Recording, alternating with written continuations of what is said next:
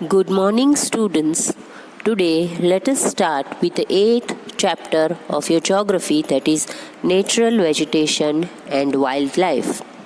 We all know that plants play a very crucial, that is important role in our existence. They are the only form of life which can convert solar energy into food energy, यानी कि plants अपना food solar energy को use करके बना सकते हैं. The area covered by plants on the earth's surface is constantly being changed from time to time, that is it is modified by human activities. तो सबसे पहले हम समझते हैं कि नेचुरल वेजिटेशन है क्या. आपके आसपास जो पेड़ पौधे होते हैं जो बिना ह्यूमन इंटरफियरेंस के यानी कि बिना ह्यूमन एफर्ट्स के नेचुरली ग्रो करते हैं, उसको नेचुरल वेजिटेशन कहा जाता है. नेचुरल वेजिटेशन नेचर का गिफ्ट है.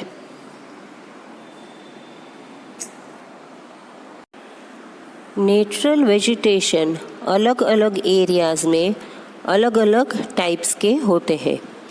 कई ऐसे फैक्टर्स होते हैं जिसके ऊपर नेचुरल वेजिटेशन निर्भर रहता है यानी कि डिपेंड करता है, जैसे कि availability of sunlight, rainfall in a particular area, nutrients, temperature, moisture and type of soil. तो अब देखते हैं कि वाइल्ड लाइफ का मतलब क्या है. जो एनिमल्स, इंसेक्ट्स और बर्ड्स जो नेचुरल एनवायरनमेंट और फॉरेस्ट में जो नेचुरल वेजिटेशन है उसमें रहते हैं और सरवाइव भी करते हैं, उन्हें हम वाइल्ड लाइफ कहते हैं.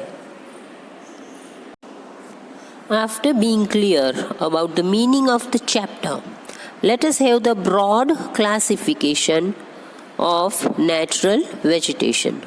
अगर हम नेचुरल वेजिटेशन को ब्रॉडली क्लासिफाई करें तो हम उसे 3 टाइप्स में क्लासिफाई कर सकते हैं. दे आर फॉरेस्ट्स, ग्रासलैंड्स और श्रब्स. जो हम फॉरेस्ट की बात करें तो फॉरेस्ट का ग्रोथ टेम्परेचर और रेनफॉल पर डिपेंड करता है. इन्हीं फैक्टर्स पर डिपेंड करके डिफरेंट रीजन्स में different types of forests grow करते हैं. ग्रासलैंड्स यानी ऐसे एरियाज जहाँ ग्रासेस ग्रो होता है, तो ऐसे ग्रासलैंड्स मॉडरेट रेनफॉल वाले रीजन में ग्रो करते हैं. श्रब्स यानी छोटे छोटे जो प्लांट्स होते हैं वो ड्राई रीजन्स यानी कि सूखे एरिया जहाँ बहुत कम रेनफॉल होता है वहाँ ग्रो करते हैं. तो सबसे पहले हम देखते हैं फॉरेस्ट के बारे में. जिस जगह पर ट्रीज, बुशेस, श्रब्स, क्रीपर्स और ग्रासेस ये सारी चीज़ें एक साथ ग्रो करती है, उसी प्लेस को फॉरेस्ट कहा जाता है.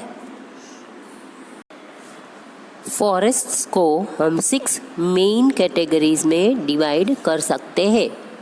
First one tropical evergreen forest, second tropical deciduous forest, third temperate evergreen forest, fourth temperate deciduous forest, fifth Mediterranean forest and the sixth one is the coniferous forest. तो सबसे पहले हम देखेंगे ट्रॉपिकल एवरग्रीन फॉरेस्ट के बारे में.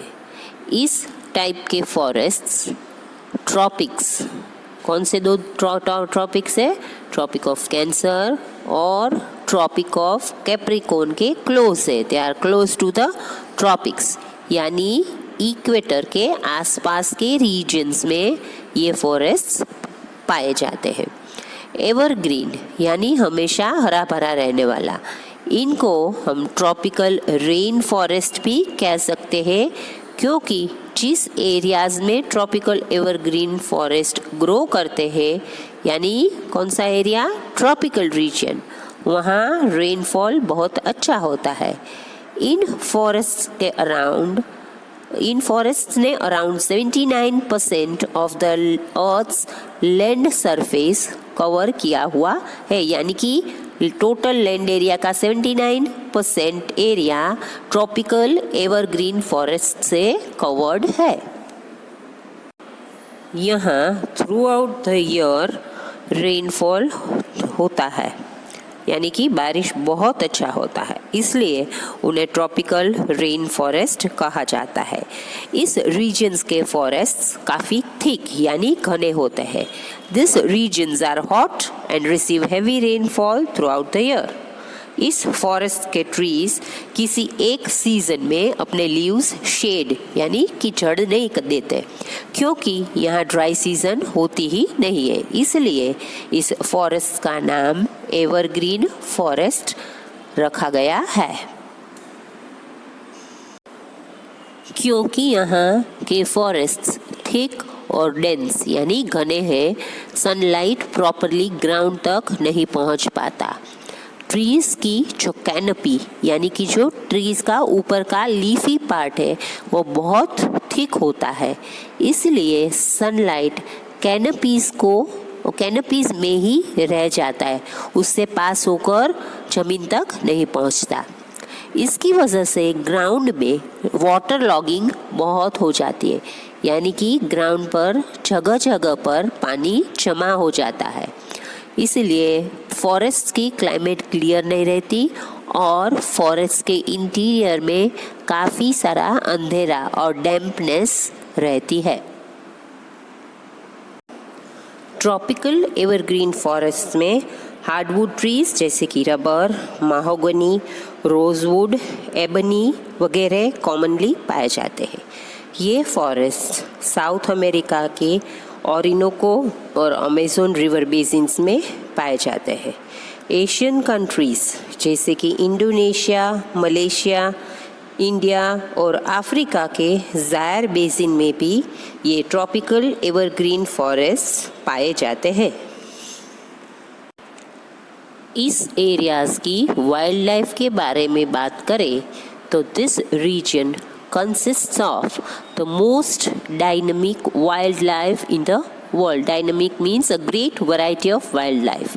Animals such as sloths, apes, monkeys, orangutans, gorillas, tree lizards, bats, tree iguanas, etc. are found on the trees.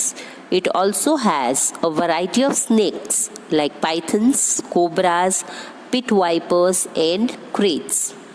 The world's largest snake, anaconda, is found in the tropical evergreen forests. There are many different varieties of birds and snakes. Turtles, alligators, and crocodiles live in rivers and swamps, and hippopotamus are also found in Africa. Now, let us discuss about the natural vegetation and wildlife of tropical deciduous forest. सबसे पहले देखते हैं कि ये forest कौन से regions में पाए जाते हैं। नाम से ही हम बता सकते हैं कि ये फॉरेस्ट ट्रॉपिकल रीजन्स में पाए जाते हैं। डेसिडुअस मीन्स ऐसे फॉरेस्ट जो कोई भी एक ड्राई सीजन में अपने लीव्स शेड करते हैं। ट्रॉपिकल डेसिडुअस फॉरेस्ट को मॉनसून फॉरेस्ट भी कहा जाता है, क्योंकि जो लीव्स झड़ जाते हैं वो मॉनसून सीजन में वापस आ जाते हैं। These forests are commonly found along the regions with seasonal changes. They are found in large parts of India, northern Australia, and in Central America. Tropical deciduous forests ज़्यादा डेंस यानी कि घने नहीं होते। ये फॉरेस्ट्स के ट्री भी medium height के ही होते हैं। यहाँ के फॉरेस्ट में thick undergrowth of small trees and shrubs होता है।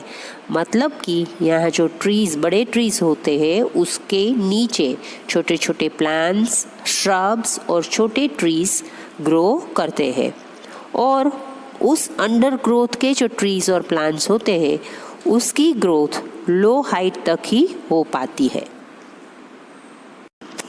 The major trees of these forests are bamboo, sandalwood, teak and sal. They have commercial value as they are used in making furniture. जो हम यहाँ की wild life के बारे में बात करें तो the most common animals found in the tropical deciduous forests are tiger, leopards, lions, gaur, foxes, langurs, deers, hornbills and sloth bears.